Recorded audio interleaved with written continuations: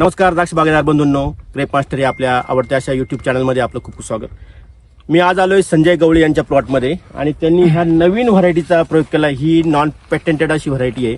खायला अगदी वेगळाच असा स्वाद आहे, अतिशय सुंदर फ्लेवर आणि तोंडात विरघळणारी अशी व्हरायटी आहे. शुगर आताच 18+ आहे. तर ह्या व्हरायटीबद्दल काय सांगा आणि कोणती व्हरायटी? ही शाईन मस्कत नावाची चायनातून आलेली आपल्याकडं व्हरायटी आहे. हिच्याबद्दल सांगायचं झालं तर हिची लागवड आपण फारच लेट झालेली.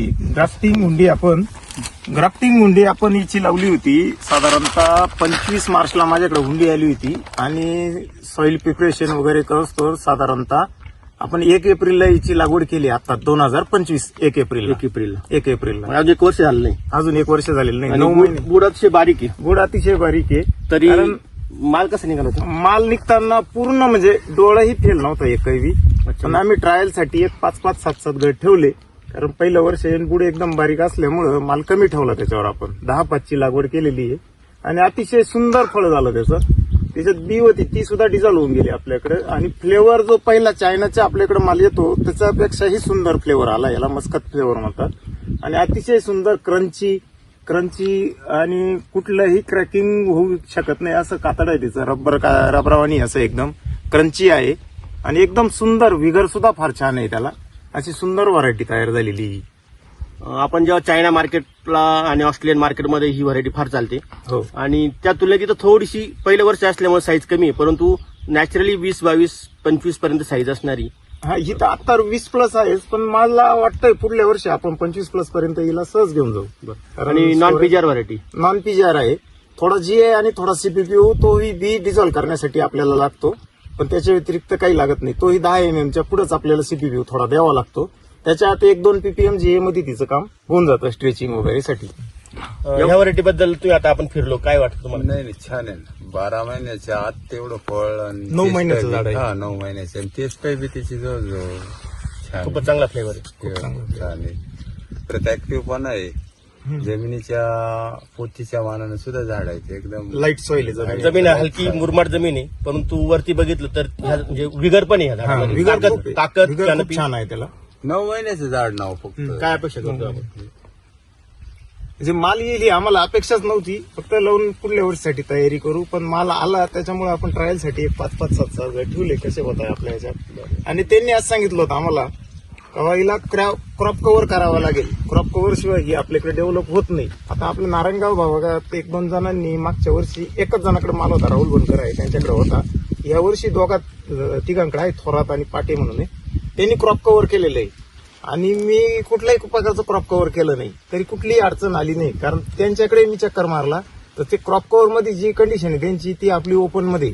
त्याच्यामुळे क्रॉप कव्हर आपल्या भागात लागेलच अशी अजिबात आवश्यकता नाही वाटत. क्रॉप कव्हर कोणत्या कशासाठी टाकायचं होतं? क्रॉप कव्हर त्यांचं म्हणणं होतं गारपीट वगैरेसाठी, पावसासाठी? नाही, थंडी आणि उन्हापासून संरक्षण करण्यासाठी क्रॉप कव्हरची गरज आहे. पान थोडं वेगळं आहे इथं.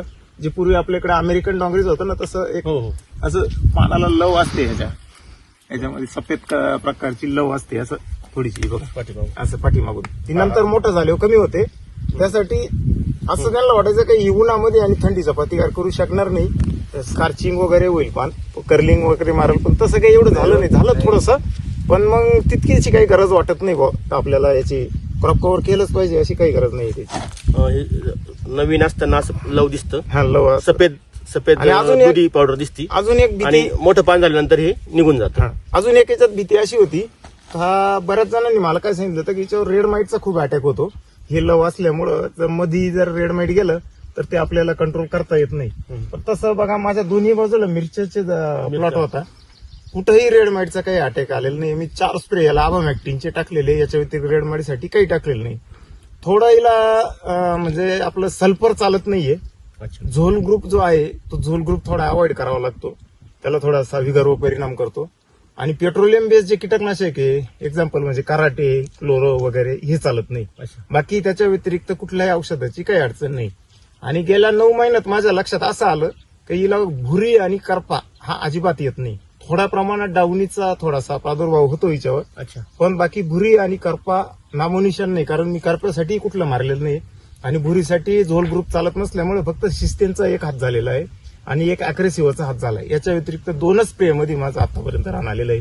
त्याच्यामुळे भुरीचा कुठलाही काही नामोशेष दिसला नाही याच्यामध्ये. आणि पान पण रब आहे, बाकी पान थॉम्सन एकदम रब सुधागरच्या तुलनेत पान रब आहे. फक्त हे रफ पानावर जसा आपला काळीवर जसा डावणीचा थोडा प्रादुर्भाव होतो, याच्यावर एक झाला तर 1-2% झाला होता डावणीचा प्रादुर्भाव.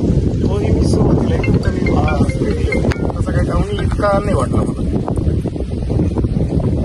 तर मित्रांनो, ही व्हरायटी नवीन तुम्ही गुगलला सर्च करू शकता. शाईन मस्कत ही व्हरायटी, आणि मार्केटला अतिशय क्रेज असणारी, विशेषतः आपल्या हाँगकाँग, मलेशियन मार्केट, पूर्व ईस्ट मार्केट म्हणतो आपण, पूर्वेकडील देशामध्ये हिचं खूप मोठं मार्केट आहे. चायना मार्केट खूप मोठं आहे. आपल्या चायनात ही प्रसिद्ध व्हरायटी आहे. आपल्या इंडियन मार्केटला सुद्धा 500 ते 700 कंटेनर चायनामधून आयात होतात. बरोबर. आता मागील सप्टेंबर-ऑक्टोबर मध्ये चायनाहून आपल्याकडे 400 रुपये किलोने नाशिकमध्ये विकत होती बरोबर. चायनाची. बरोबर. तिला कुठलाही फ्लेवर नव्हता, फक्त साईज जास्त होती पण फ्लेवर नव्हता चायनाच्याला. तसं आपल्याकडे फ्लेवर आहे. ही 3 ऑक्टोबरची छाटणी आहे, आता तयार झाली. जवळपास 125 दिवसामध्ये माल तयार झालाय. पण 135-40 दिवस गेली. आता फर्स्ट इयर असल्यामुळे थोडं लवकर तयार झालंय. बरोबर. पण आपले रेग्युलर ठामचण एवढा वेळ गेली तयार व्हायला. 130 दिवसामध्ये अगदी उत्तम तयार होईल. 30-35 दिवसात सुंदर तयार होईल. तर मित्रांनो, ही व्हरायटी तुम्ही नक्की ट्रायल करा. कुठल्याही याच्यासाठी पेटंट नाहीये, आणि कुठल्याही काय ती काडी संदर्भात काडी संदर्भात जे राहील फार काही पैसे घेणार नाही ते, नाही तसं काही आपण कधी शेतकऱ्याकडून पैसे घेतलेले नाहीये. आणि ते पैसे घेणार नाही. त्यामुळे जसं शेतकऱ्यांनी आता ह्या काडीचा नाममात्र फक्त आमचा खर्च झाला हो, काढून हो, घेऊ. आणि खरंच लागवड करायचा विचार करत असाल तर नक्कीच भेट द्या. नक्कीच आता एक 5-6 दिवस अजून माल असणार आहे, तर ह्या प्लॉटला तुम्ही नक्की भेट द्या. आणि फेब्रुवारी-मार्च मध्ये देखील तुम्ही ग्राफ्टिंगची तयारी करू शकता, किंवा ऑन रूट तुम्ही काडी घेऊन जाऊ शकता. धन्यवाद संजय भाऊ. धन्यवाद धन्यवाद. आल्याबद्दल. आणि गवळी परिवाराचे खूप खूप अभिनंदन आणि आभार की त्यांनी ह्या नवीन व्हरायटीला कष्ट घेतले आणि ही आमच्यासाठी उपलब्ध केली. धन्यवाद.